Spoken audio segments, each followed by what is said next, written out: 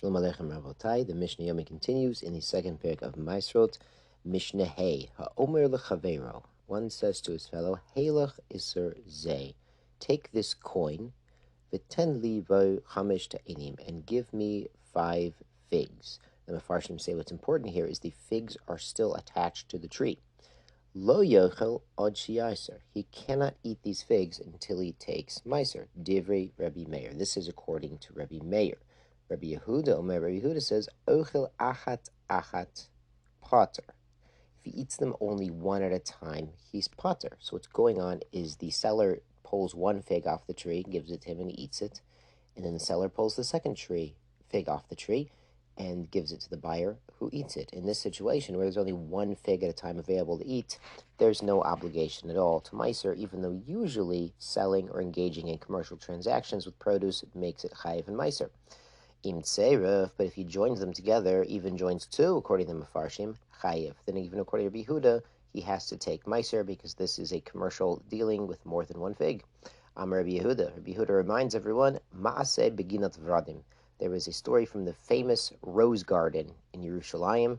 Shahait of Yerushalayim, Shahayu ta'enim, nimkorim mishlosh arba iser. They used to sell these figs, 3 figs or 4 figs for an iser. Probably depends on the fluctuating value of currency or the fluctuating fatness of the figs. Either way, there could be some fig inflation issue here. And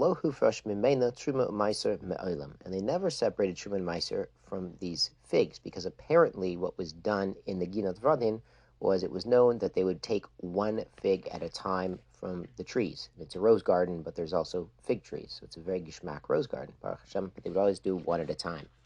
Mishnah Vav is quite similar. Omer lechaveru heilach iser zeh be'eser tainim she'avor li.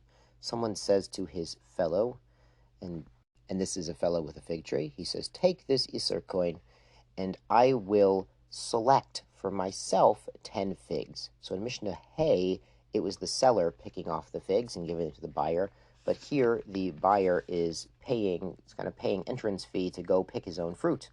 So, borer ve'ochel, he can go select them and eat them. And again, Bartner explains, he's selecting one at a time, picking one at a time and eating them. If he took all 10 of them at once and took them home, or even took all 10 in a basket or some such, then he's going to be chayiv and meiser. If he says, be'eshkol sha'avor li, for a cluster of grapes that I will select, megarger ve'ochel, he can pick one grape at a time from this cluster, while it's still attached to the vine, and eat it one at a time. Berimon she'avor li, for the pomegranate I will select, so he's buying one pomegranate, poret ve'ochel. He can make pratim. Now, pratim is individuals, and eat those. Now, what he's doing, according to Bartnura, is he's opening up the rimon while it's attached to the tree and taking out one pomegranate kernel at a time, because apparently each kernel of pomegranate is considered a fruit in its own right. So if you have a whole pomegranate full, he'd have to take meiser if he's having a whole pomegranate at one time. But if you're just picking out pomegranate seeds one at a time from the pomegranate attached to the pomegranate tree, in that case, there is no chiyuv and meiser. B'avtiach she'avar li sofet ve'ochel. In exchange for the melon or the watermelon that I'm going to choose, so he can slice off a piece and eat. If he takes the whole watermelon, he's going to need to take meiser, but if he's cutting pieces off his watermelon, then he's okay to be eating it without meiser. Aval im amar lo, the Mishnah continues, but if the buyer told the seller, be'esrim te'enim elu, I'm giving you this coin for those 20 figs that are on the tree right there. So he's specifying the figs that are still attached to the tree. Bishnei eshkelot elo, for those 2 clusters of grapes, Bishnei rimonim elo, for these 2 pomegranates, Bishnei avtichim elo, for those 2 melons right there attached to the ground. All of the things are still attached to the ground. Ochel kedarko upater. So then he could pick up even 2 of them, is the chiddush, even 2 clusters, even 2 rimonim, and he can snack on them normally. So what's going on? What's the difference? By